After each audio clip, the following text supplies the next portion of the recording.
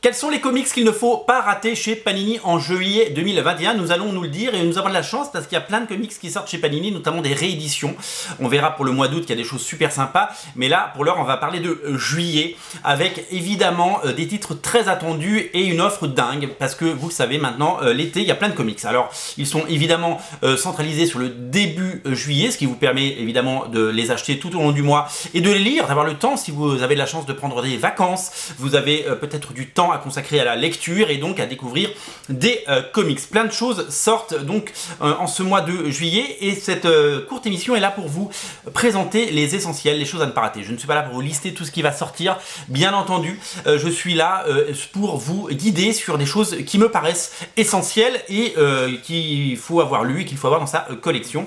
Les événements, les highlights, les choses importantes et les comics à ne pas rater. Alors, il y a beaucoup de choses, notamment autour de Black Widow. Vous le savez, le film sort. Je vous invite évidemment à regarder un petit peu tout ce qui va sortir sur Black Widow. Ce sont souvent des rééditions. Il y a même un Marvelverse, vous savez, ces petits formats à 6,95. Il y en aura un sur Captain America aussi qui sort. C'est des formats qui vous aident à découvrir évidemment des titres. Et il y a beaucoup de choses qui sortent sur Black Widow. On l'a dit, on refera des émissions dédiées évidemment à toutes les sorties Black Widow puisque le film arrive. Enfin, il va sortir. Au niveau softcover, il y a la série King in Black qui arrive. La série King in Black de Donny Cates et Ryan Stegman. Vous le savez, c'est les softcovers à 16 € avec beaucoup de pages. Je ne sais plus combien il y a de pages, mais il y en a beaucoup. Il y a soit une édition régulière à 16 €, soit une édition collector à 999 exemplaires en dur avec à 20 balles et donc c'est vraiment un bel événement puisque cette collection marche bien, hein, notamment sur Dawn of X, vous le savez, ça marche très bien. Empire a plutôt bien marché aussi et King in Black pardon devrait plutôt fonctionner. À ne pas rater sur originalcomics.fr, c'est une double dose d'Ultimate Spider-Man, à la fois en omnibus avec la réédition à la fin du mois de l'omnibus Ultimate Spider-Man Pouvoir et responsabilité.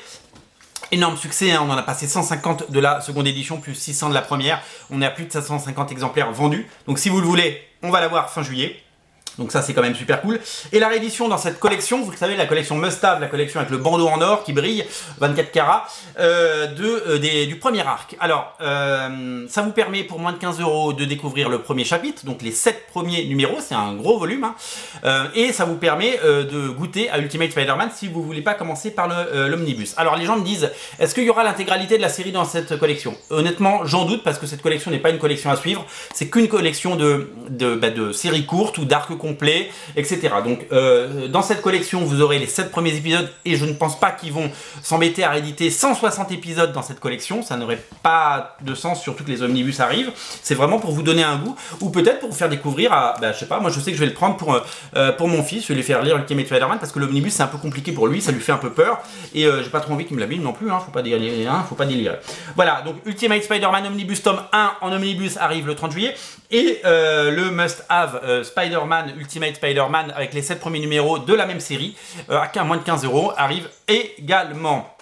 Voyons des intégrales, j'ai remarqué l'intégrale Conan 1975 qui devrait vous plaire parce que ça marche très fort. Conan, Buffy aussi marche très fort, réédition de la saison 8 tome 2 qui arrive après le succès du tome 1.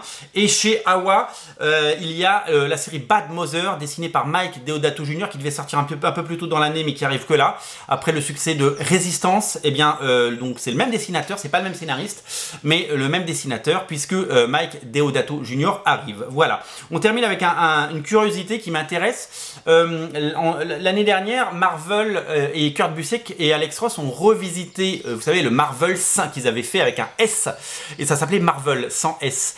Et donc, ça sort en 100%, et je suis très curieux de lire ça parce que j'adore Kurt Busiek. Je suis évidemment fan d'Alex Ross, et bien entendu, mais voilà, ça fait partie des curiosités qui sortent. Voilà pour tout ce qui sort. Je vous rappelle que l'Omnibus Ultimate Spider-Man ressort. Si vous ne l'avez pas encore précommandé chez nous, je vous invite à le faire. Voilà, réédité un mois et demi après sa première sortie. Et ça, c'est cool, ça va bien animer l'été. Voilà pour les sorties Panini de ce mois de juillet. Bonne lecture, bon été, salut!